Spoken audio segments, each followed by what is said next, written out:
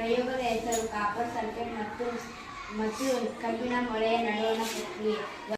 ಎರಡು ಪ್ರಮಾಣದ ಒಳಗೆ ಕಾಪರ್ ಸಲ್ಫೇಟ್ ಹಾಕಿ ಒಂದರಲ್ಲಿ ಮೊಳೆಯನ್ನು ಹಾಕುತ್ತಿದ್ದೇವೆ.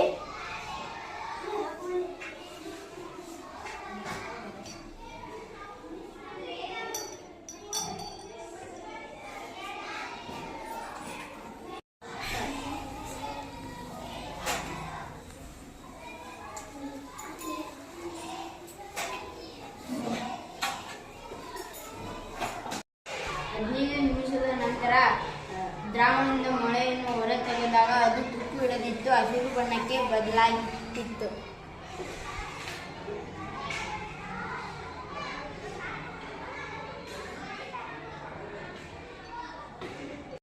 ಒಂದು ರಾಸಾಯನಿಕ ಕ್ರಿಯೆಯಲ್ಲಿ ಹೆಚ್ಚು ಕ್ರಿಯಾಶೀಲ ಧಾತುವು ಕಡಿಮೆ ಕ್ರಿಯಾಶೀಲ ಧಾತುವನ್ನು ಅದರ ಸಂಯುಕ್ತದಿಂದ ಸ್ಥಾನಪಲ್ಲಟಗೊಳಿಸುತ್ತದೆ. ಇದನ್ನು ಸ್ಥಾನಪಲ್ಲಟ ಕ್ರಿಯೆ ಎಂದು ಕರೆಯುತ್ತೇವೆ.